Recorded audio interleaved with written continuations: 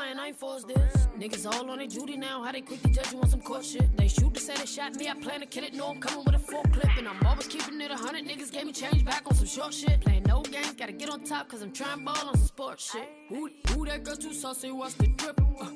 Walk right past your bitch and made her slip. Ain't no way to surf this wave, you need a ship. Try to serve me up a plate, I leave a tip. All about getting my bag, give me the chips, then dip. If he ain't talking about cash, then he ain't talking about shit. They try to get fly and they crash, I hit the runway and rip. You get me out of my bag, then I'ma pocket your bitch. I been popping no jack in no box, ain't gotta be square to get put in no box. Life is a movie, my haters are props, don't let your ego get you hit in your block. I'm at your head, cop out the top, cuffing the game, but I am no cop. If you ain't with it, then you was a op. Niggas be lame, they need to stop. See me and you, we ain't congruent. Niggas stay rapping about some shit that they ain't doing. How you in the kitchen, nigga, ain't shit brewing. But your bitch, she know the night, so when she say it, they gon' chill it. They just putting on scenes. Shit ain't really what it seems. I don't relate to all the fake shit. Nah, nigga, that ain't in my jeans. It's a real dirty game. Hard to keep shit clean. I ain't never had to knock the next man to build up my self-esteem. I've been patiently waiting, yeah, I've been steady chasing. They steady hating, no relation, no, my hoes ain't basic. And why they making up excuses, me, I make a statement. And make these niggas pay attention like they making payments. Real life, I know you niggas feel me. Let me say a little louder for the ones on the back that can't hear me. Since day one, I've been the real me. A shark up in that water, they can't reel me. All facts. Just give me the paper. Female beast. Slap Jenkins. You need.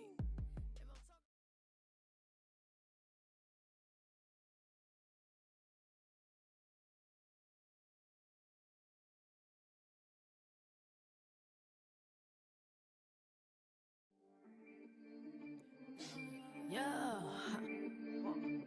Y'all already know what it is, man. Female beast. Slim Jenkins. Whoa there. Slim back on some other shit. I done took a couple L's, but you'll never see me forfeit, yeah. I was slipping on some bullshit, but I'm done playing on some horse shit. This been a plan, I ain't forced this. Niggas all on their duty now, how they quick to judge you on some court shit. They shoot to say they shot me, I plan to kill it, no, I'm coming with a full clip. And I'm always keeping it 100, niggas gave me change back on some short shit. Playing no games, gotta get on top, cause I'm trying ball on some sports shit. Ooh, that girl too saucy, watch the drip. Walk right past your bitch and made her slip. Ain't no way to surf this wave, you need a ship. Try to serve me up a plate, I leave a tip. All about getting my bag, give me the chips, then dip.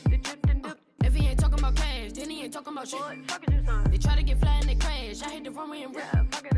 You get me out of my bag, then I'ma pocket your bitch. I been popping no jack in no box, ain't gotta be square to get put in no box. Life is a movie, my haters are props, don't let your ego get you hit in your block. I'm at your head, cop out the top, cuffing the game, but I am no cop. If you ain't with it, then you was a op. Niggas be lame, they need to stop. See me and you, we ain't congruent. Niggas stay rapping about some shit that they ain't doing. How you in the kitchen, nigga, ain't shit brewing. But your bitch, she know the night, so when she say it, they gon' chill it. They just putting on scenes. Shit ain't really what it seems. I don't relate to all the fake shit. Nah, nigga, that ain't in my jeans. It's a real dirty game. Hard to keep shit clean. I ain't never had to knock the next man to build up my self-esteem. I've been patiently waiting, yeah, I've been steady chasing. They steady hating, no relation, no, my hoes ain't basic. And why they making up excuses, me, I make a statement. And make these niggas pay attention like they making payments. Real life, I know you niggas feel me. Let me say a little louder for the ones on the back that can't hear me. Since day one, I've been the real me. A shark up in that water, they can't reel me. All facts. Just give me the paper. Female beast. Slap Jenkins. You need.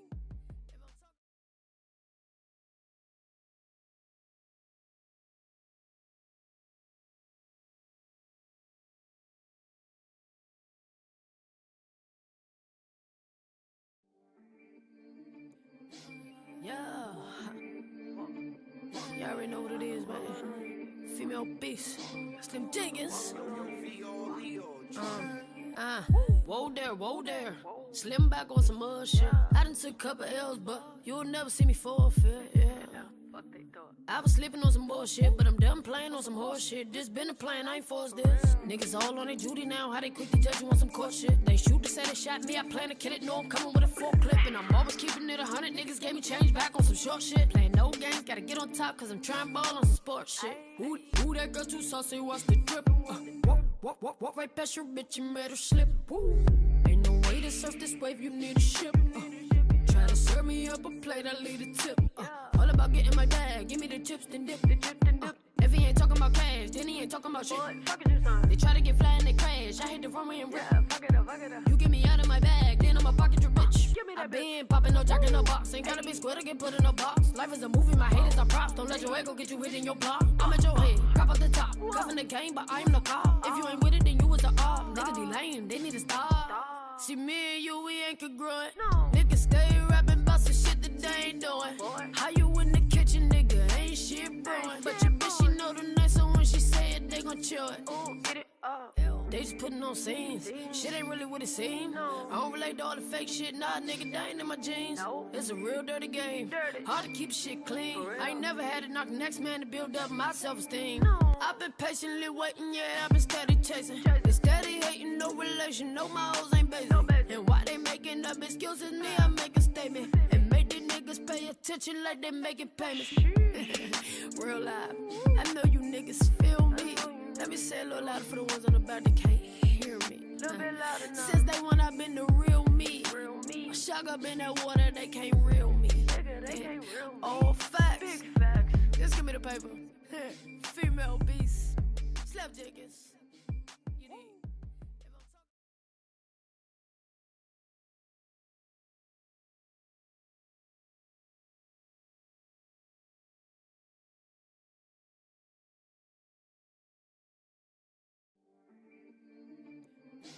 Yeah.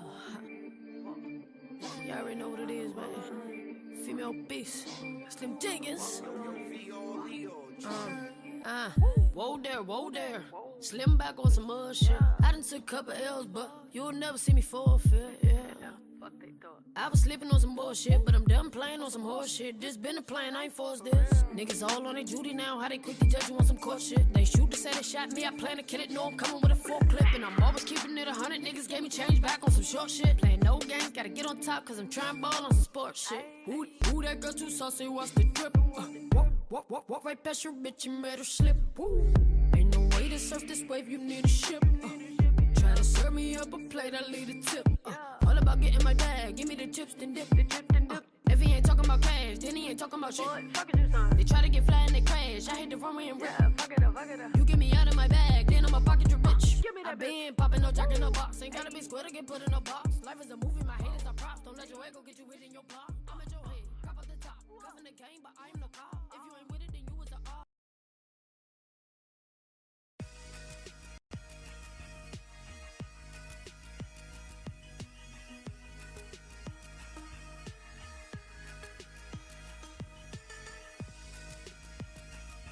What is up? What is up, everybody? How are y'all doing? Welcome to the Orbit Report. Really excited to get into today's topics. Oops, I got some on screen that shouldn't be on screen. Take that off. Okay, anyway, but I'm really excited to get into today's topics. But y'all know when we come in, what do? Hit the like button, hit the share button, hit the subscribe button. Because if you're not subscribed to Stargazer Sports, what are you doing with your life? Let me check the chat. And I already was communicating with y'all backstage, but shout out to JV, shout out to Miss Matrix, shout out to my guy Ephraim. He said he been going through some family stuff. That's tough, man. I know all too well about family stuff and trauma and crisis and drama. So praying for you and your family, and thank you for popping into my chat today. It really means a lot. It means a lot to everybody who's in my chat and who comes in and supports my content. I'm very appreciative of each and every one of you. So thank y'all so much for being here tonight. But yeah, we're gonna go ahead. Make sure y'all hitting that like button, the share button, the subscribe button. And then we can get into the content. So the first thing that so I'm gonna let y'all be hitting that like button while I pull. Oh, I already got it over here.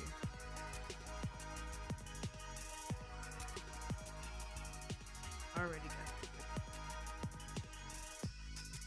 it. Add this in. And I didn't get to pull up all my graphics and stuff, but it is what it is. That's why I was kind of behind, because I was trying to get my graphics. But y'all, I'm learning. Like, some of this stuff I might start doing the day before. But regardless, let me show y'all. So let me bring up and share my screen. Oh, actually, I can switch to here. Yeah, share my screen.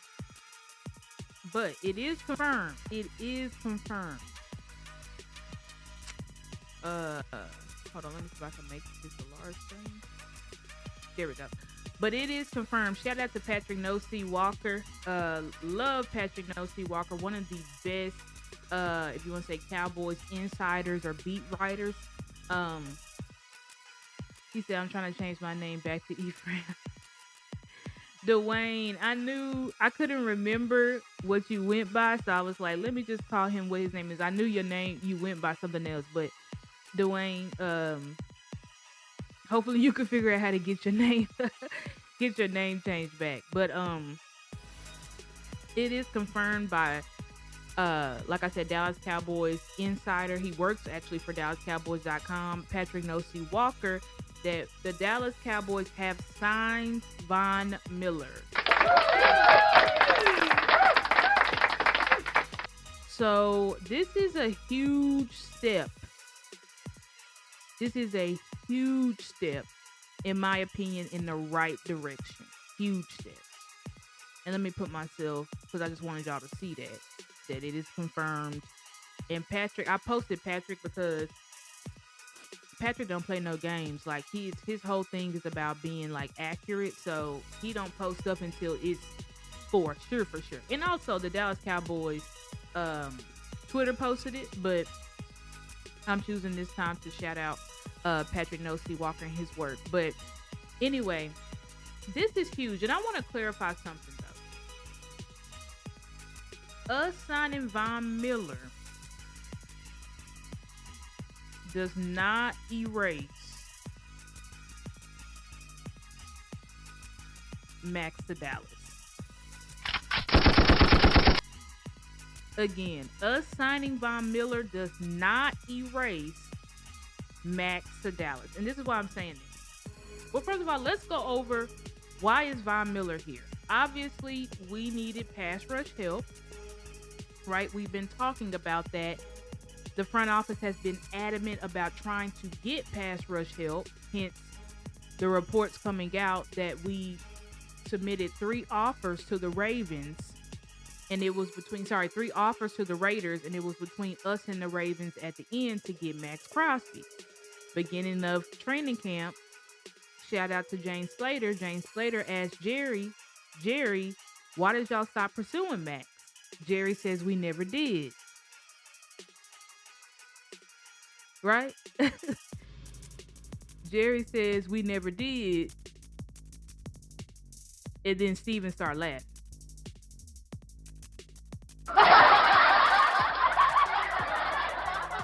So we are obviously looking for pass rush, right? Even today, another thing, Patrick No C Walker, I heard he popped into a space and said that we are still seeking out top defensive help. Then Shoddy today, shout out to Shoddy in his press conference today. Yeah, hold on, let me go to, I think they have it. Wait, no, this is it.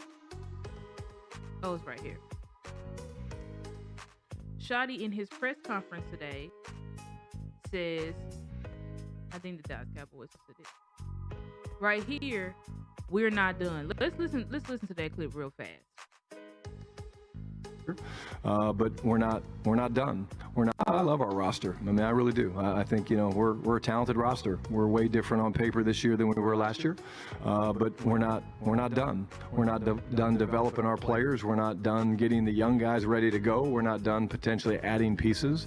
But I love our roster. I love the makeup of the young men in that room, the way they love one another, the way they care about one another. And I know I pointed out the other day, but I'm going to point out again, if you've got guys like Jonathan Mingo that's literally 25 yards behind the play, and he's willing to run for the love of the game, but more importantly, the love of his brother, to keep a guy from scoring on a punt return for a touchdown, you've got the right chemistry. I love our roster. I mean, I really do. I think, we're a talented roster. We're way different on paper this year than we were last year. But we're not done. We're not done developing our players. We're not done getting the young guys ready to go. We're not done potentially adding pieces. But I love our roster. I love the makeup of the young men in that room, the way they love one another, the way they care about one another. And, I know I pointed out the other day. I don't need to hear that bit again about Mingo. Shout out to Mingo. That was a good play that he did in the preseason game. We're going to get to the preseason game. But I was saying all that to say, right, we are not done looking for defensive talent. But this is what Mr. Von Miller, and let me go back to him because I want to go now to his profile.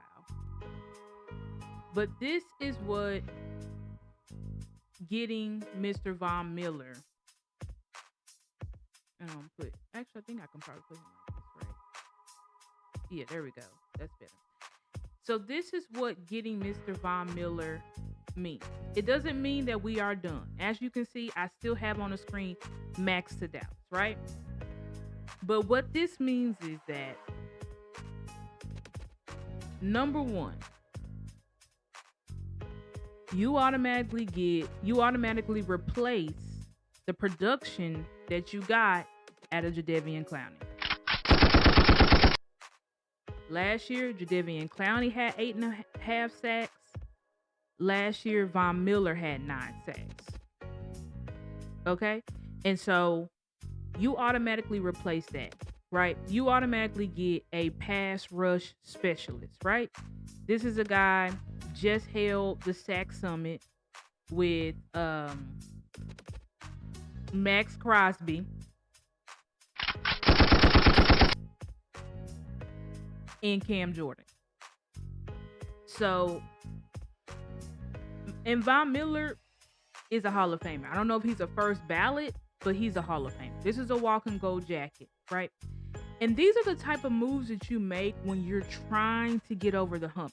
You know how I see this move? I see this as our Derrick Henry.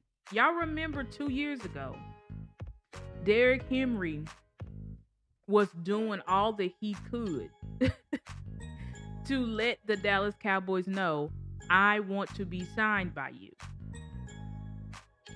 And then we later found out that we never even called Derrick Henry.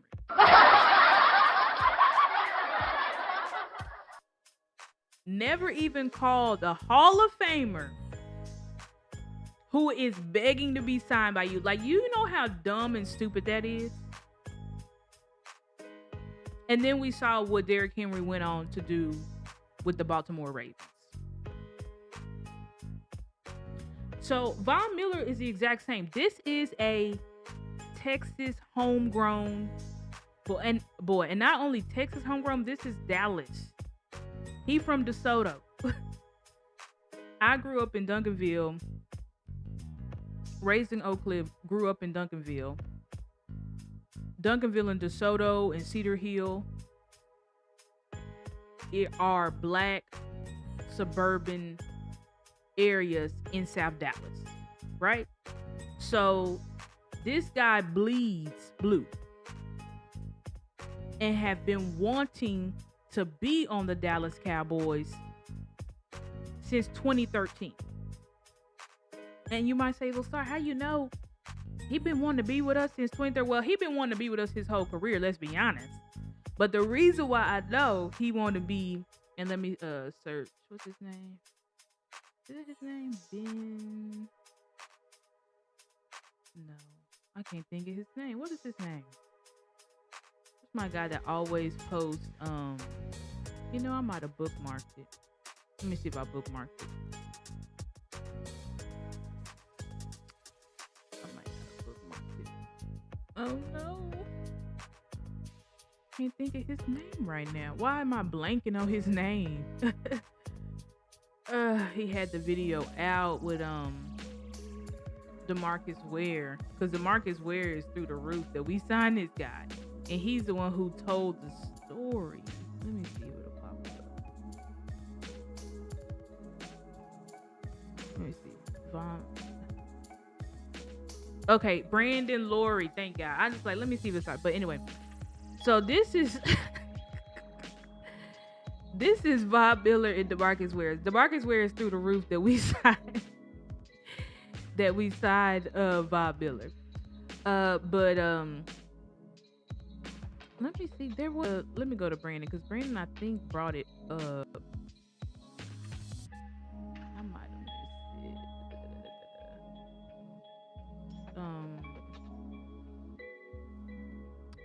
Nope, that's not it. That's him just speaking about becoming a Cowboy. But well, let's just hear from him. I can't find that quote from D. Ware. I don't know where I saw that, so I'm sorry, y'all. I can't find it. But let's just hear from Von Miller himself. This is him on the nightcap with How did the Cowboys come about? When did you know that this was a possibility, and when did they finally close the deal? Man, they were the first team to contact me like a week before training camp. It had been like some talks about like the Cowboys like throughout the whole offseason, and you know, it just seemed right for me. I live here in the offseason. You know, my mom and my dad are here, my kids are here. You know, I always had a little blue on my heart since I was, you know, a little boy, and right. You know, I always paid attention to the Dallas Cowboys, and you know, my earliest memory of playing football included the Dallas Cowboys. I heard my daddy screaming in the back, and I ran back there to see what was going on, and he was screaming because the Dallas Cowboys had scored a touchdown. So that's my earliest memory of playing football, and to be back, you know, here, to be back home is it's a dream within a dream. It's like Inception, you know, the movie with Leonardo DiCaprio. They had like my dream has always been to play in the NFL, and you know, to play for the Dallas Cowboys is a dream within a dream. Wow. So you heard from Mr. Von Miller himself. What's up, the lunatic? Absolutely. What's up? Hit that like button, hit that share button. Thank you for your support. But you just heard from the horse's mouth. He said, my earliest memory of football is the Dallas Cowboys. So you know, like, it's different, y'all, when you like, okay, of course, when you're an athlete, you're happy to be drafted by any team because it's so many few athletes that get drafted. But when you get drafted by your team, like this is the team you grew up supporting, it's a totally different feeling. So Von Miller is about to come in here, and he's not only that. And I know people saying, you know, there's some people who didn't want Von Miller. There's people who trying to say he's washed, blah blah blah. This is what I say to those people: 9 sacks, right? Let's start there. 9 sacks. 9 sacks is not good. It's not easy to get. Period. If you're getting 9+ sacks, you're just automatically in another level. First of all, whether it's cleanup sacks, whether it's coverage or cleanup or / coverage sacks, whether it's athletic sacks, meaning I just whooped the out of the tackle or the tight end that was blocking me, like, it's a sack. But number 2, Von Miller last year was on the Washington Commanders.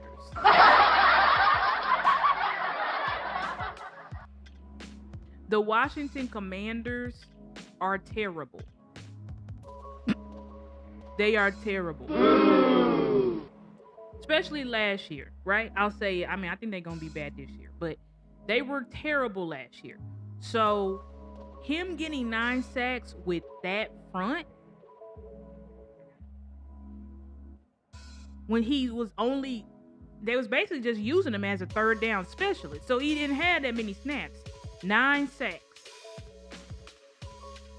So is Von Miller the savior? Absolutely not. Is it still Max to Dallas? Absolutely yes, the hell it is.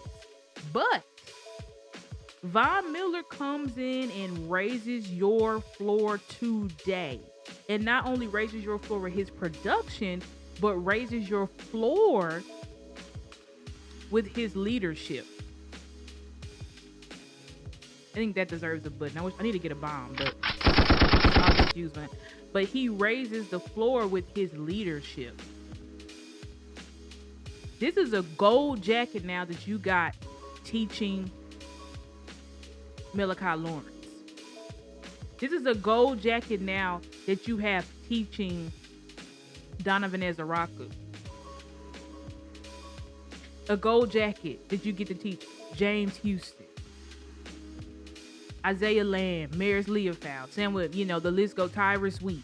Like, you just raised your floor because you have the teacher of the Sack Summit who also had been working out consistently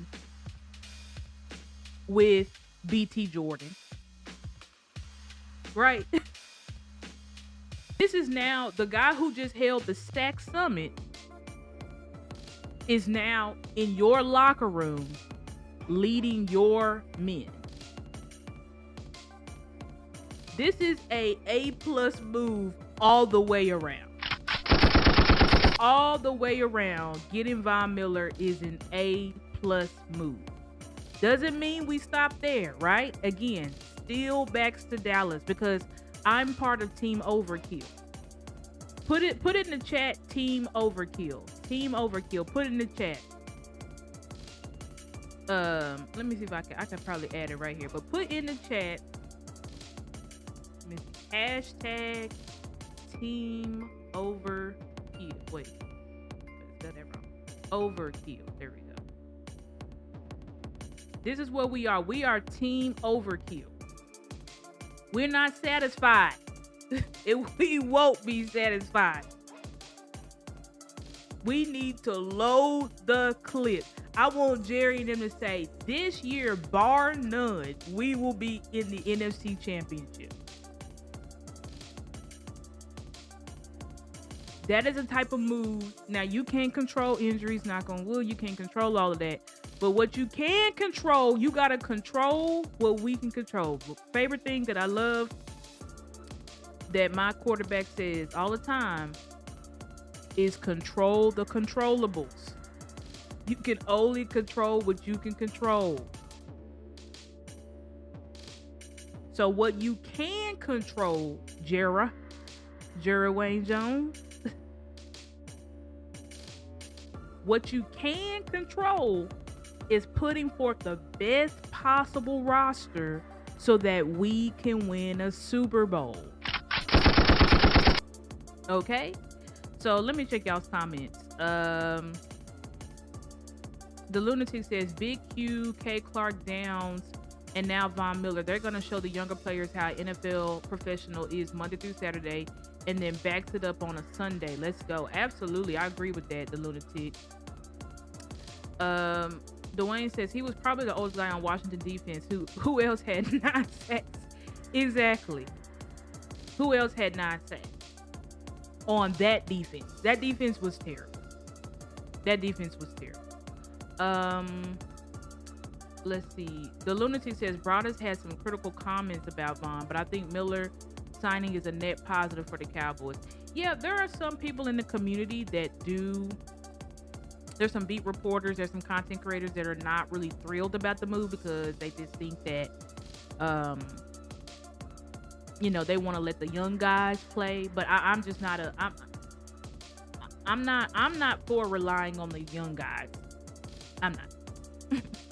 Like, we should let the young guys come in here, get their feet wet, get acclimated to the NFL. But relying on the young guys, especially after what I've seen from the young guys, and it's like the young guys aren't bad. It's not that they're bad, y'all. But I would rather have Rashawn Gary and Von Miller than Rashawn Gary and Malachi Lawrence. You see what I'm saying? Or even Donovan Ezeraku. Because me personally, I didn't see enough from Donovan Ezeraku this training camp to be over the moon thrilled by what he's going to bring. Now, if he does get, I'm hoping that he gets in that like 6 to 8 sack range. If he does that, amazing, great. That would be a fantastic year for him. But I'm still not for relying on him. And I feel like if you want to make guys like that better, then add to that room. And that's exactly what the Dallas Cowboys did. Let me see. Other comment says Tyler Guyton is still about to get that work. Hopefully it will make them better. Yeah, Tyler Guyton has been having a great camp. I mean, hey, he had a phenomenal camp. Still, this is Steele's last year.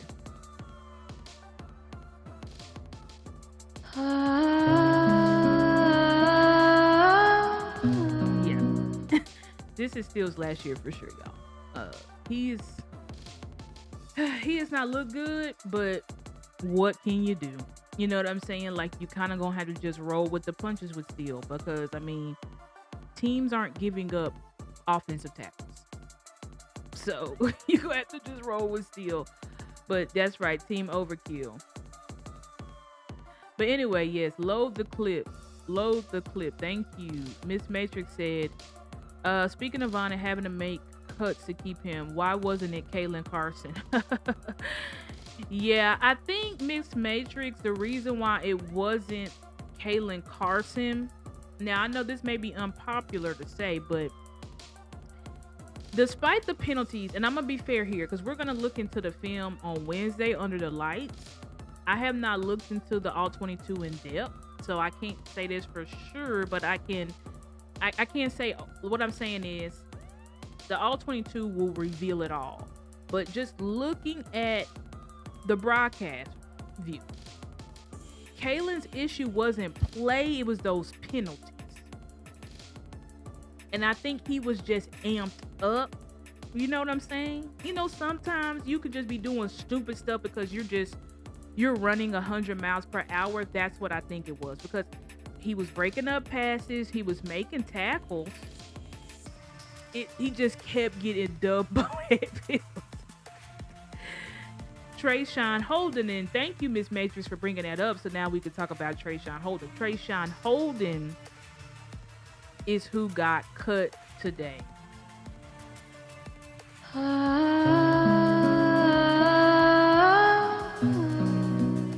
And you know, with Trayshawn Holden, it is sad because you know, this guy was a camp favorite last year. Sorry, I'm bringing up this tweet, but yeah, this guy, he was a camp favorite last year. And he just wasn't, he was getting buried. He was just getting buried on the depth chart because you got these other waivers that were, you know, just outshining him. And then we get to the preseason game, which now we can go into the preseason game to talk about that. But then we get to the preseason game, and I mean, he's just totally wet in the bed. So when you do stuff like make critical mistakes like he did, touching the ball instead of just letting it roll, you know, and forcing a turnover,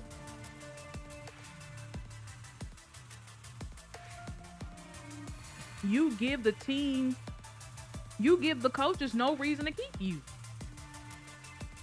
They have no reason to keep you because you were already buried on the depth chart. And then now you costing us, you're potentially costing us games. Like, they have no reason at all to keep you at all. So this is unfortunately, but it is still unfortunate. And I don't feel good about this. And I never celebrate these players getting cut. It really makes me sad because, you know, regardless, Trayshawn Holden likely have worked his whole life to be in the NFL, you know? And I saw him this offseason putting in work and trying to get better. And spending time with Dak and stuff. And so I really do wish Trayshawn Holden the best, and I pray that he can find himself on another team, and that this is not the end for him, because I don't wish for it to be the end for anybody who is pursuing their dream. You know what I'm saying? So prayers out to Trayshawn Holden, but we got to move on. We got plenty of wide receivers, and honestly, it was just going to be hard pressed for him to make the team. That's right. There's a new camp favorite in town that we go talk about him. He is actually here on the thumbnail. Where is it at? Oh, right here. He's actually here on the thumbnail. That young man, and I can pull it up because they gonna have it. We're gonna watch it on YouTube. What that young man did, I mean, wow. Let me, I can bring it up. Hold on. Oh, hold on. I'm like, you can't do it there, girl. Oh, I gotta go to actors.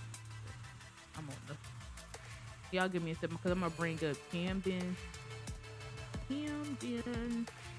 Brown. They're gonna have his highlights. The NFL posted them hoes quick because what he did was just absolutely outstanding. I'm Real getting it bacon queued up for y'all right now. makes for unreal excitement. Oh, here we go. Got that. Got it queued up. Okay, let's look at this. Let's look at what Camden Brown did, and we go see why. We gonna see why. My guy, Dwayne said he is a new camp favorite. So let's watch. This is what's his name? Camden Brown's highlights from the game on what was that? Saturday. I thought it was Sunday. Saturday. Let's see. Let's keep an eye on 98. Any time for Howell again. Puts his foot in the ground. Fires towards the end zone. And it is caught. And that is the rookie that they have been talking about in camp for Dallas. Camden Brown wrestling with Shamar Jean-Charles. And somebody tried to say that was not a good throw. That was a great throw by Hal. He threw the ball right to him. All he had to do was turn around. Somebody said Hal didn't throw him a good ball. And I'm like, what? How was that not a good ball? Let me watch that again. 98. Any time for Howell again. Puts his foot in the ground. Fires towards the end zone. And it is caught. And that is the rookie that they have been talking about in camp for Dallas.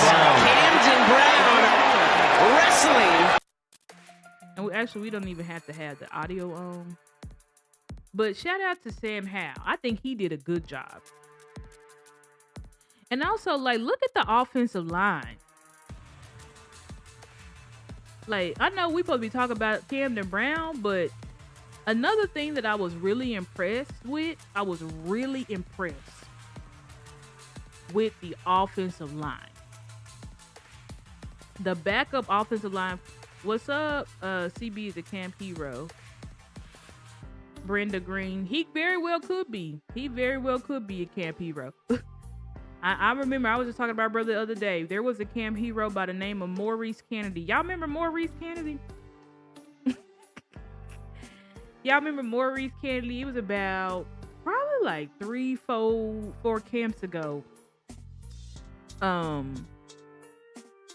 He was a cornerback. He was getting all these picks in camp. He was showing out in preseason, and then in season he turned into a pumpkin. So that happens. But so Brenda, I can't even fault you for saying that. You know what I'm saying? But only he can show if he the real deal or not. Y'all know what I'm saying? So anyway, I'm gonna show this clip of not Maurice Kennedy. But I wanted to show the offensive line because look how long Hal had to make this throw. And to be honest, y'all, I don't even know who the hell. You know, let me just look it up, okay? Because I'm gonna look up Cowboys Cowboys unofficial depth chart. So I can look up who are these people. This is like one of the few times that I'm like, who the hell are these people? Oh, this one don't have the numbers. Hold on, y'all. I gotta, cause I'm like, who are these? I want to know who they are. Shoot, how can I find that out? Would ESPN have the numbers? I don't think so. Yeah, ESPN ain't gonna have the numbers. Okay, I think you can just look here though. Okay, so, and I think it'll have the number. Okay, 79. That's Marcellus Johnson. Okay, so 79, he's the left tackle. Marcellus Johnson, gotcha. And then 67, where is it at? Right tackle. I think that's either Drew Shelton or maybe Sebastian Gutierrez. Let me see. What's Drew Shelton is 67. What number is that? Yeah, okay. So your tackles are Marcellus Johnson at the left, Drew Shelton at the right. Then you have 65, which is, who's that? Your right guard backup. So that may be Trevor Keegan or Shyez Pete. No, that's not Trevor Keegan because Keegan is 77. So that got to be Shyez Pete. Yeah, then you got Shyez Pete. You got Trevor Keegan is playing left guard. And then your center is... Who is your center? Where the hell? Oh, you got to go back. Sorry, I'm looking on that. And then your center, that's Chris Glazer, I think. Chris Glazer. He's a Glazer. Number 68. That don't look like 68. Okay, let's just run it. I think we could probably see the back of the jersey. Let's just run it. Okay. No, you can't. But I think the tackles here did a hell of a job. Now, Marcellus, and they missed the hands to the face here. That's a straight up hands to the face. But look at all of this space. Can y'all see that? Yeah, look at all this space that Hal's got. Like, that isn't... like, man's not touched at all. And Marcellus Johnson, yes, he was getting pushed back a little bit, but he also was able to anchor. But, I mean, the offensive lineman can only hold up so long. And shout out to Drew Shelton because... You know, he getting a face mask here and still was able to sustain his block. Now, I'm glad that Hal got that ball off because I think Drew Shelton, if he had held it any longer, Hal probably would have been sacked. But I think that's a good drive for Johnson, Keegan, whoever 50, whatever, and 65. Those guys, they did a great job there. I mean, Hal could have ran too. Like, look at that running lane. Now, shout out to Hal for saying, like, I'm not gonna run, I'm gonna throw the damn ball, but I still think that just a great job from the offensive line, right? And again, these are your backups. So no, it's not perfect, but Hal had plenty of time to throw. Plenty. So shout out to Hal for making this throw. And shout out to Camden Brown for catching it. This young man's hands, and what's outstanding really, guys, is that he been doing this all camp. That's what's really outstanding, is that this young man has been doing this all camp. And people have been saying his name all camp long. So for him to go out, I think it's a huge deal. For him to be able to go out on that big stage in Seattle against the Super Bowl champs and catch that ball like he did with two people over him. Now we're going to see his second touchdown. Oh, this is not even second, but just his second big game. Another big crosser. Now, I also want to use this time to shout out Joe. Let's shout out Joe Money Milton, because Joe really stepped it up. Joe really, really stepped it up in this game. And I'm very proud. They said our backup O-line had problems. Yeah. Well, they can say what they want, but that's why we looking, Brenda. You know what I'm saying? They did good. They did a good job there. And I think they did a good job for the most part. I think some people on the offensive line had bad days, but I feel like overall the offensive line played well. That's just my opinion from what I've seen. And again, Brenda, I have not looked at the all 22. So I can't say if those people are right or wrong. All I can say is what I saw on the live view is that these quarterbacks had time to throw the ball. And I don't believe any quarterback was sacked. Let me verify that. Dallas Cowboys. Cowboys versus Seahawks. Yeah, I don't think any quarterback was sacked, but I will pull it up on ESPN and it'll tell me if anybody was sacked. Box score. Joe Milton. Nope, no sacks from Joe Milton and no sacks from Sam Howell. And I know people say sacks is really a QB stat. I know they say that, but these are also backup QBs. So I'm not gonna say that Joe Milton and Sam Howell are just these super savvy quarterbacks. No, they're not. No, they're not. They're backup quarterbacks. But shout out to Joe for what he was. This throw right here was probably one of the best throws that I've seen, because y'all know last year Joe was throwing them balls to the moon. And he was just throwing the ball so damn hard. And it's like, why are you throwing the ball that hard? God damn, I'm right here. Shit, you don't gotta throw the ball in my damn face. But this is where you can see he got that touch. He got that touch. And he was working in the lab with that this offseason. So it's no shock that he looks better, because he actually put in the work with a top 5 quarterback. But anyway, let's look at this throw from Joe. And we just going through the preseason, right? Because we could talk about multiple things. Camden obviously did great, but there's obviously parts that help Camden be great. 1, quarterback throwing good balls. 2, offensive line giving quarterback time to throw balls. So, but let's I'm gonna let this play, because I'll be rambling, y'all know. This is another time I think they did a good job. Like, look at Joe. Look at how much time Joe got in the pocket. Like, honestly, let's just count. I'm gonna count how much time Joe has in the pocket.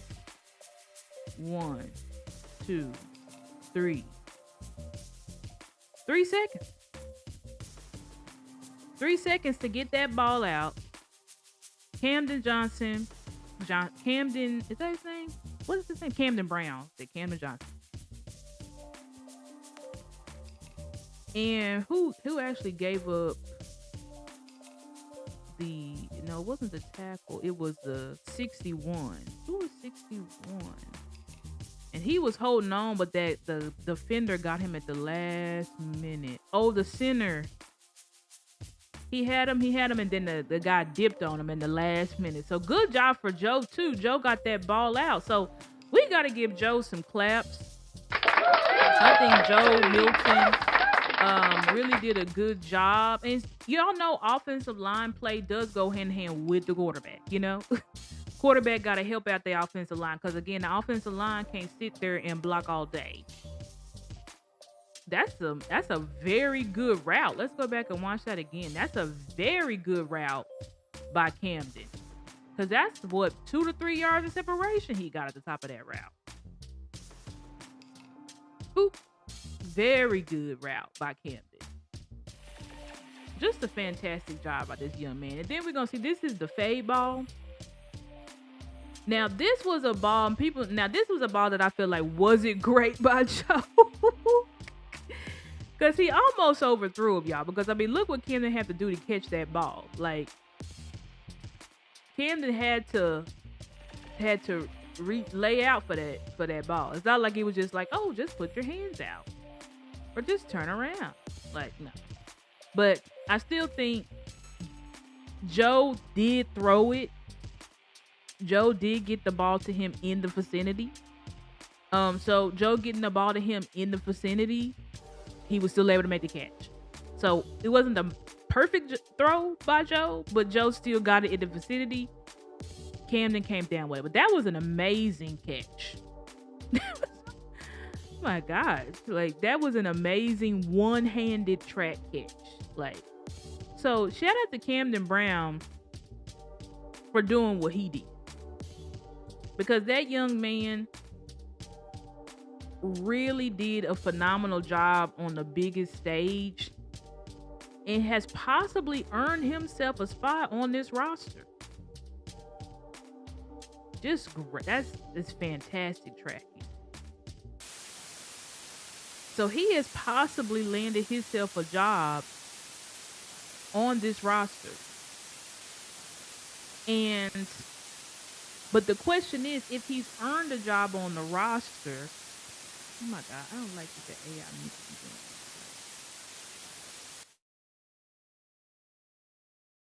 Let me try to put it on something else. But anyway, let me see what y'all say in the comments. Said Joe looked better. There's still sky balls. Sorry. What's still sky balls?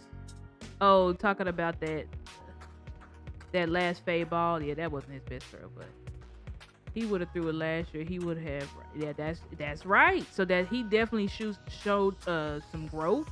And reports said that he was quarterback 2 today. So, well, actually, he's been quarterback 2. So that wasn't even a report. He been quarterback 2 all camp. That's why it was weird that he got on the field last, but whatever. Brendan says, funny. Byron said Joe was still showing some issues in camp last year, but in this game, he looked good. Yeah, he did look good. So Joe, because he was struggling in camp. He was. And I believe Brian. I don't believe Brian was lying. I don't believe, when Brian's like scouting players, I don't believe like he's not. So I just think that Joe really settled down. I don't know what he did before the game, but he settled down. He woosah'd. And maybe he settled down by being able to go second. I don't know. But I think that he looked pretty good. Another young man. So some players that I think really stood out. Well, first of all, I just want to say this about the preseason. I think that this was one of the best preseason games that the Dallas Cowboys have had in like 5 years. From start to finish, we looked and seemed like we were in complete and total control. Complete and total control. And then even when we gave up that first touchdown really only came because those Kalen Carson penalties. Now, those Kalen Carson penalties really are what extended that first drive. Because had Kalen Carson not done those 2 penalties, they probably have 0. They literally probably have 0. Now, I said on Twitter or on X that I gave this game an A+. People felt like, A+, because the special teams was kind of fucking up. And the special teams, you're right, they were kind of messing up. But I still give it an A+ because despite the special team mess-ups, we still looked like we was in full control the whole game. That's what I love the most about this game. And it felt like no problem was incorrectable. Adjustments were made. We weren't seeing the same bullshit over and over the whole game because the coaches don't know what to do. It just seemed like everybody was calm. Another thing that stood out in this game is just how much, and again, we're going to look on Wednesday. Y'all come for Under the Lights because we're going to look at the film, the All 22 film. We're going to look at it. But another thing that stood out to me was how every single player, it felt like every single player on the field knew exactly what to do. It didn't look like anybody was confused. And this is from your second stringer, third, and fourth stringers. They all knew what they were supposed to do. Right? Every single person on that field knew what they're supposed to do and played like it. And I know there was some leaks. That's why we got to watch the All 22 to look closer to see, okay, who was really effing up. Because I know there were some people who not playing well. But I'm saying despite people not playing well individually, the team as a whole still looked good.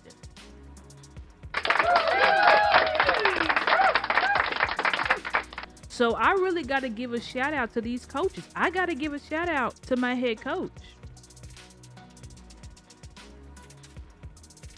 Where he is? Oh, right here. I got to give a shout out to my head coach. I sure do. Because my head coach made sure that his team was prepared. Yes, there were individual players that were messing up, but the units as a whole looked really, really good. So we got to give a shout out to Shotty. We also got to, I don't have a picture of him. I thought I did. I might have got rid of it. I don't have a picture of him. Oh well. But we got to give a shout out to Christian Parker. This was his first game calling plays. The first time in his life. He didn't call plays in college or at any level. Or high school. This was his first game calling plays. And I think he did a very, very, very, very good job. A very good job. He called plays like he was a vet. At no point did I feel like you don't. Now, only on the first drive, after that touchdown, I was like, I don't know. Because, there was some airy spaces, like Shotty talked about before the game. Like, he said that in the Rams scrimmage. He said it was too airy. Some things was wide open. So I was like, CP, you better get this shit fixed, dog. Or we gonna be talking about it on the Orbit Report. And he got it fixed. It was no more big gains. No big runs. Let's even look at, and I can share my screen because I kind of want to look at just like the, and then I can get into my Dallas Wings content. But let me share my screen. But just looking at overall stats. So Joe Milton, 12 of 15, 107 yards, 7.1 average, a touchdown, no interceptions, no sacks, 118.6 passer rating. Sorry, y'all, need to put this on big screen so y'all can actually see that. You can't see that. Passer rating. Then we got Sam Howell, 8 of 12, 94 yards, 7.8 yards, a touchdown, no interceptions, no sacks, 118 points. So him and Joe, honestly, they pretty much fared the same. I mean, these are pretty much the same numbers. I think you just go with Joe just because Joe has the upside and Joe has a bigger arm. But performance, I don't think I'm going to be honest. Like, a lot of people are saying, like, Joe just flat out outperformed Hal, and I don't think that he did. I don't think that Joe just outperformed Hal. I think him and Hal pretty much performed the same, but you just give Joe the nod because Joe is younger. No, Joe is actually not younger. Joe is actually older. But Joe has the upside in the sense of like his athleticism and his bigger arm. But on the flip side, look at what the other quarterbacks. So Drew Lock, 9 of 13, 40 yards, 3.1 average passing. That's not good. That means we were shutting down. Then he had that touchdown, 0 interceptions, 0 sacks. Then look at what happened to Jalen Milroe. 5 of 8, 36 yards, 4.5 average. Like, this is what CP's defense did. 0 touchdowns, 0 interceptions, and 3 sacks. So this is why I say full in control. Look at your quarterback stats versus look at Seattle's stats. That's exactly how you want it to look. Game in and game out. My quarterbacks looked great. Your quarterbacks looked like trash. Then when you get into the running, now this is where it gets real interesting. The running backs. This is where it gets real interesting. Oh, that's not the wrong. What's the? I think it's this one.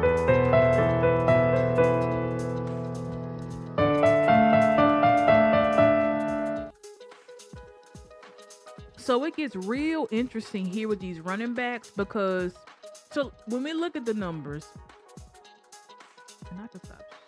Well, actually, I might keep that in because I might want to show somebody. But when we look at the numbers, Malik Davis, 7 carries, 39 yards, 5.5 yard average. And he played very well. Malik Davis, let's be honest, y'all. Malik Davis always plays well. I'm going to put myself on the big screen just for temporarily. But Malik Davis always plays well. It's just for some reason, we don't see him as a real NFL football player.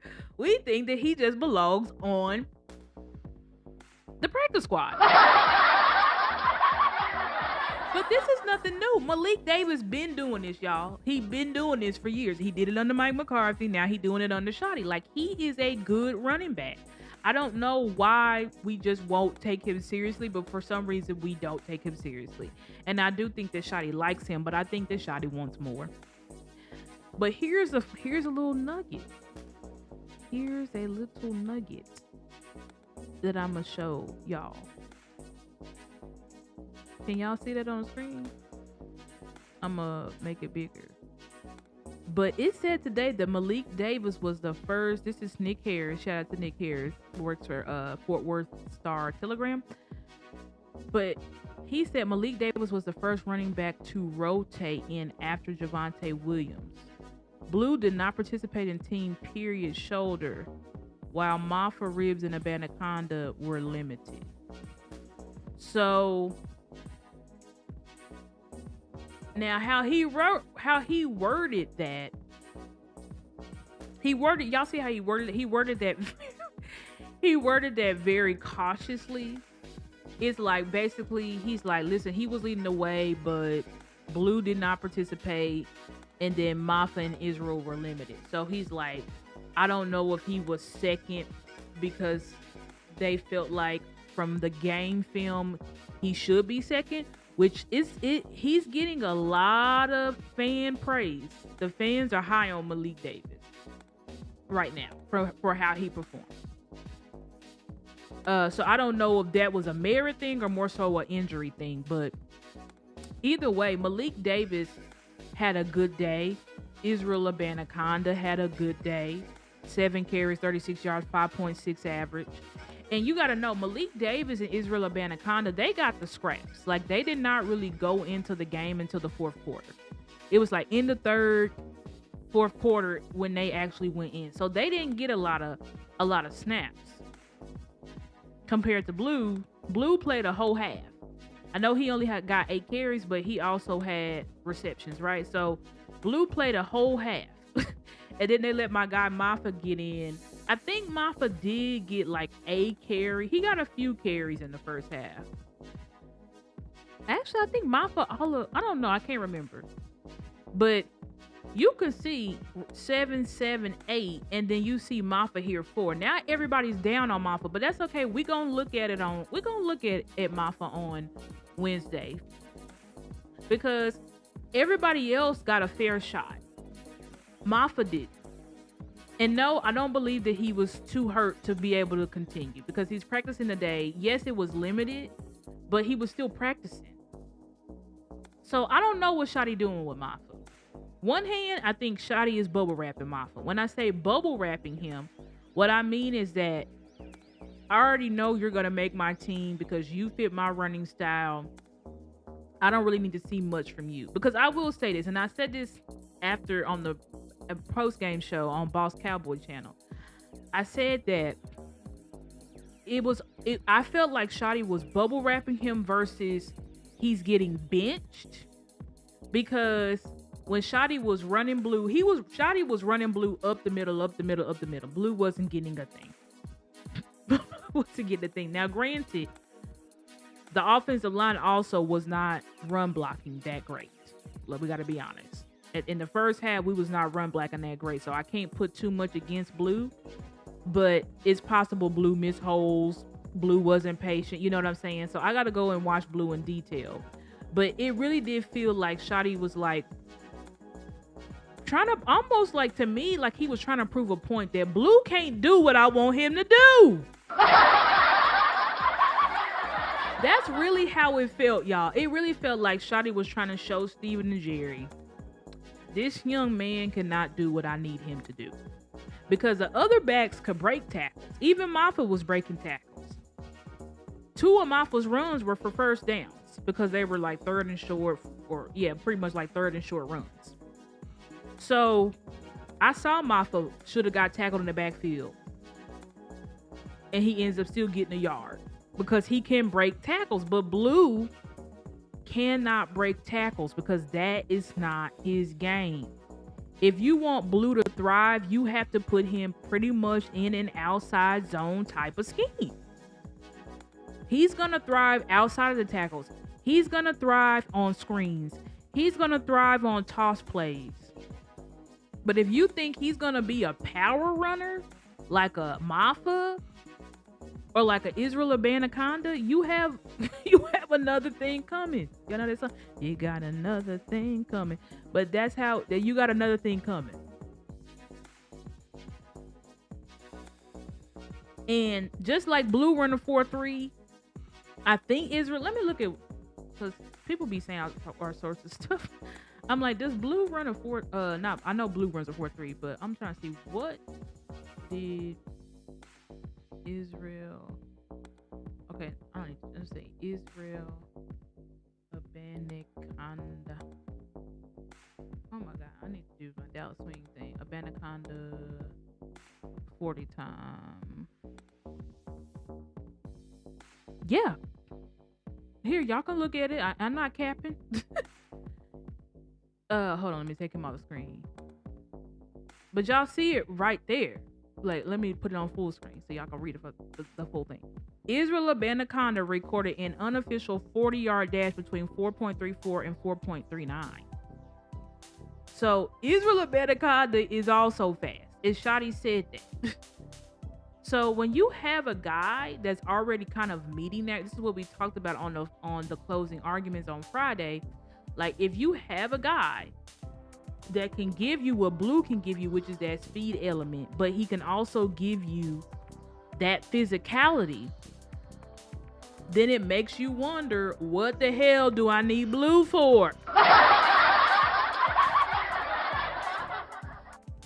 Because this guy likes to be physical. He likes to run a physical power run game. Blue is not meant for that. It doesn't mean Blue sucks. It just means Blue does not fit what Shotty is trying to do. It's just as simple as that, y'all. We look at but if we, let me share this tab instead. But if we look at just finishing this up, we are kind of out of time. Actually, no, we're not. I guess we're just going to try to go till 9, I guess, or 8:45. But I'm going to wrap this up because I feel like I spent too much time on this. But anyway, looking at George Holani, looking at what the Seahawks did, they're running back 12 carries for 42 yards, 3.5 average. Not much. Velus Jones, 7 carries, 19 yards, 2.7. Not much. So you can see their running backs did not do shit. Excuse my language, but their running backs didn't do jack. And then we already went over our running backs. And then I want to just get into this receiving. I don't even care what they receivers did because they didn't do much. 36 yards, 13 yards, 12 yards, 10 yards. Like, we pretty much had them shut down. Jake Bobo, who was actually getting playing time last year, like, I mean, look at this stat line. 3 receptions for 13 yards. Like, he was shut down. But let me, I need to put this so y'all can see the other side. But looking at what our receivers did, of course, you know, Camden Brown, 3 receptions, 62 yards for 2 touchdowns, right? So 2 of his targets, he converted into touchdowns. Amazing. Now, Mr. Michael Trigg, that's who I wanted to get to. I'm not going to show no video or nothing, but he is another guy that really stood out. Especially, it was like a 2-minute drill that we were doing before half, and we went to Michael Trigg both, like, to get down the field. And then I heard, we got a look on Wednesday, but I heard he was also blocking his butt off. So we already know somebody like what's his name? That Brevin Spanford is tight end 2 now. We already know Brevin Spanford tight end 2 now. So with Brevin Span being tight end 2, that leaves Schoon versus Trigg. And I think when you talk about I'm gonna stop sharing, but when you talk about Schoon versus Trigg,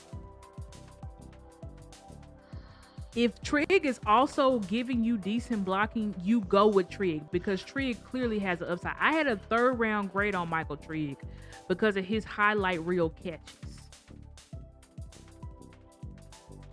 I don't think this is not a guy that you can just let go and he's gonna clear waivers. He's not gonna clear waivers.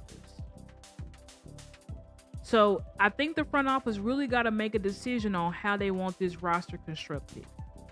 I feel like I didn't really get to talk much about the defense. The most got to look at the offense, talk about the offense, but I'll just throw some, we'll talk more about, I'll say this. We'll talk more about the defense on Wednesday because we'll be able to look more in depth of like who really stood out. Now, of course, I could throw out names like James Houston. He got a sack. Actually, I want to pull that back up just briefly because it kind of will tell me just like the stats, and then we'll get into my Dallas Wings content, which we don't have a lot of time, but let me see. Can I put that on full screen? I just want to look at the defensive stats briefly. I'm gonna just look at our team.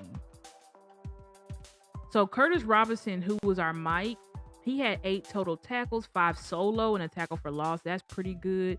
Julius Wood, shout out to my guy Julius Wood, that's Big Game James guy. He was flying off the screen. He was a big reason we made that goal line stop after Trayshawn Holden did that stupid turnover at the damn goal line. So Julius Wood, 5 total tackles, 2 solo. I thought he should have had a tackle for loss. If it wasn't a tackle for loss, he had like 2 stops. They didn't give him a tackle for loss, but I feel like he had like 2 stops. Kalen Carson, 4 tackles, 3 solo, a pass deflection. Justin Barron, 4 tackles, 2 solo, a tackle for loss. James Houston, 3 tackles, 2 solo, a sack, a tackle for loss. Who else?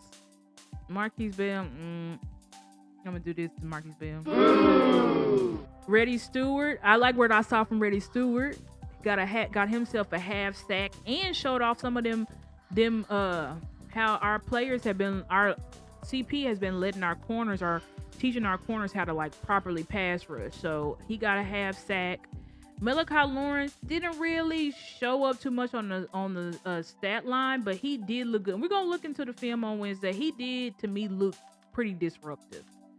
I'm not saying he looked amazing, but he was disrupting things. I'm trying to see if anybody else stood out.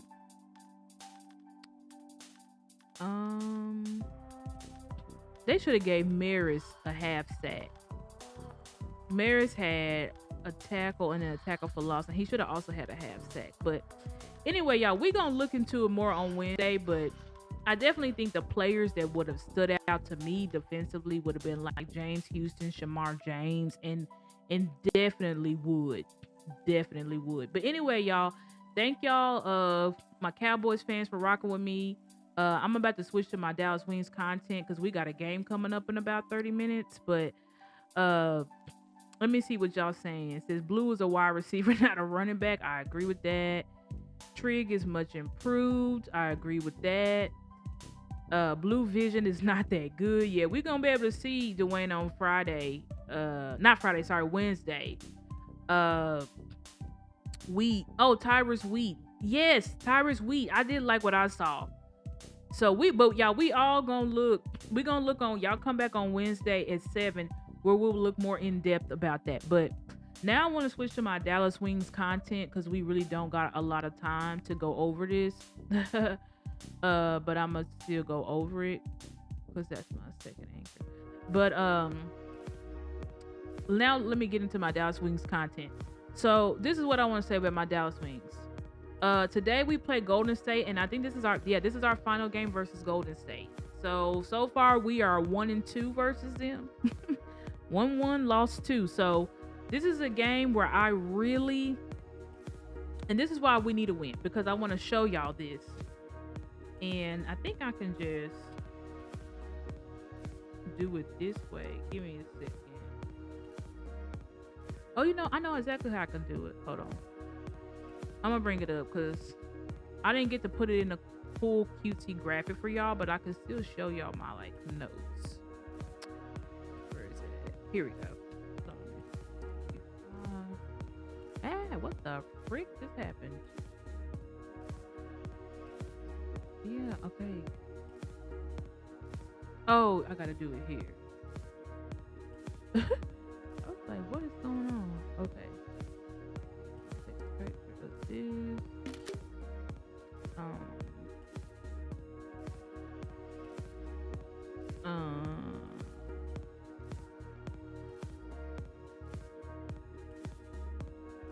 Damn it, hold on.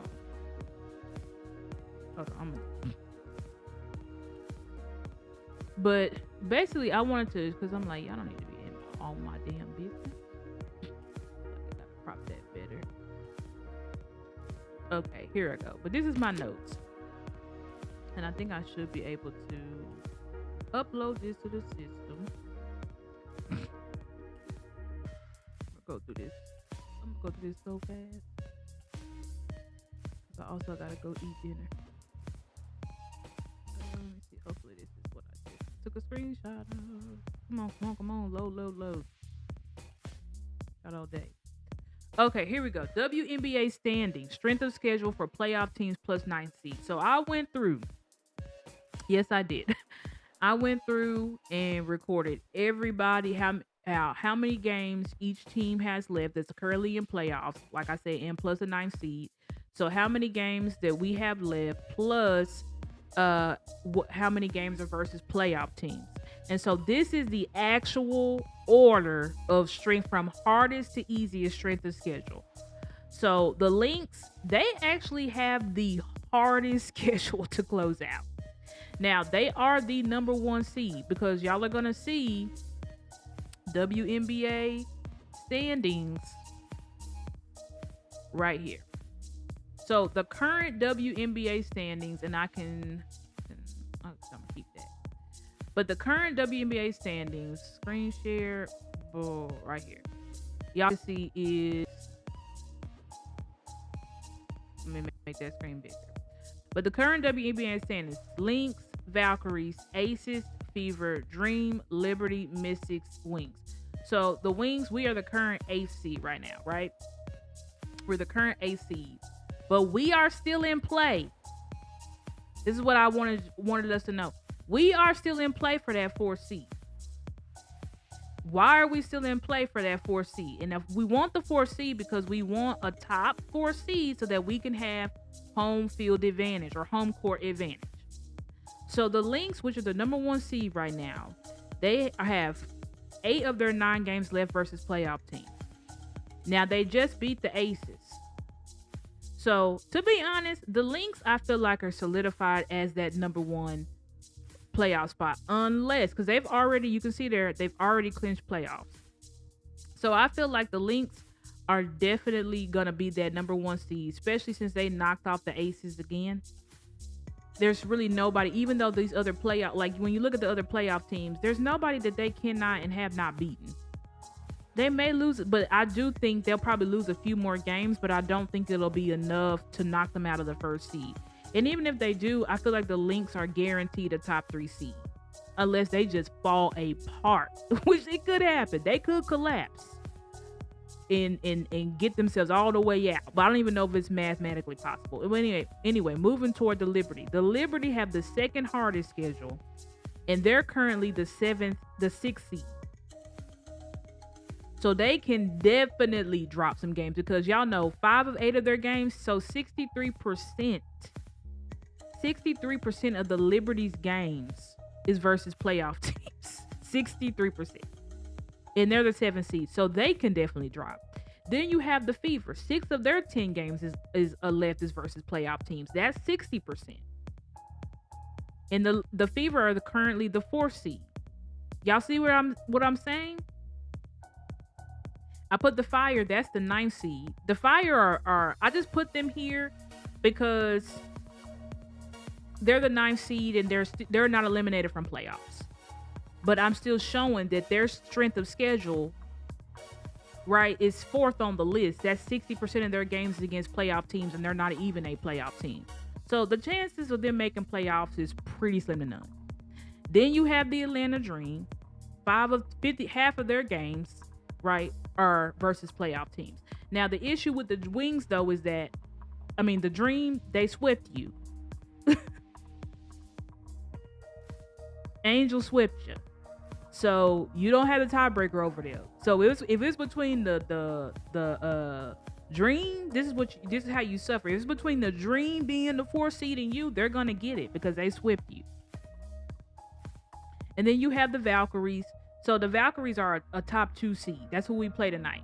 Only 36% of their games is versus playoff teams. So they're likely gonna finish a top 3 seed. And then there's Dallas. But look at ours. We have the third easiest schedule to close out. The third easiest schedule. This game and then our game versus the Fever will be our last playoff game. And then after that, we play all the teams that's tanking. So this is why I'm saying. And then the Aces have an easy schedule. So the Aces gonna finish top 3. And then the Mystics the Mystics schedule is beyond easy. Like, look at this shit. 2-11, 18% of their games. So the Mystics, and that's another thing. Well, we didn't get swept. Never mind. I forgot. I was like, we didn't get swept by the Mystics. We beat them once. So we didn't get swept by them, thank God. But look at how easy their schedule is. But regardless, my Dallas Wings, if we can take care of business tonight, we can still be that top 4 seed. And we can still be that top 4 seed because when you look at the strength of schedule, these teams that are ahead of you have a harder schedule than you. So it's going to be getting real interesting. It's going to get real interesting. And I'm going to start sharing my screen.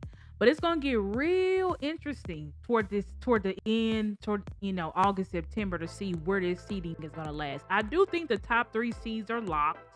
But that 4th spot, if we handle our business tonight, we handle our business versus the Fever, and we win out, or win majority of the rest of our games, we can still be that 4th seed. We can still be that 4th seed. So that's what we're working toward today. Now we look at just briefly, because I'm gonna just speed through this because I gotta go eat dinner. I'm sorry, y'all. I don't even have time to give my 5 keys to victory. So my 5 keys to victory is that we need to win the game. So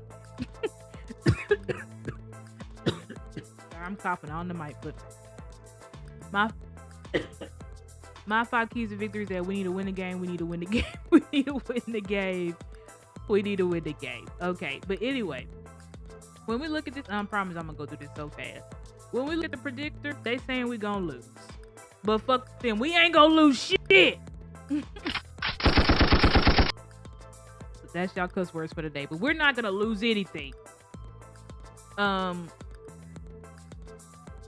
This is a team where it's like, I really don't know why we don't play that great versus this team. Because it's like, I don't know what it is. Now, I will say, Gabby Williams is deep. You know, she's pretty good. She's an all-star, right? First team. Kia Stokes is up for Defensive Player of the Year. So, okay, I guess I answered my own damn question. They are pretty good. I know people say they're not. They're just a team full of backups, but they're actually pretty good. So, but when we look at you know, these are their season leaders. You know, we just with the season leaders, I mean, we just outduel them. Like, our players are better than their playing. Well, Jess is better offensively than Stokes, but Stokes is better defensively, so it kind of balances out, right? But, and let me see if anybody's out. So, y'all know AZ's out again. Isaiah's out. Costanza's out. Man, who cares? But AZ and Isaiah are out for us. I think Jess is a game time decision. I don't think that they put that out yet if she's going to play. Actually, let me just look at my ex to see if they put that out yet.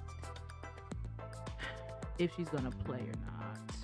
It should be out now. I mean, it's 20 minutes before game time. Oh, it's game time. Where are you at? I'm not seeing any reports on the Dallas Wings on my timeline. So what? Hold on, let me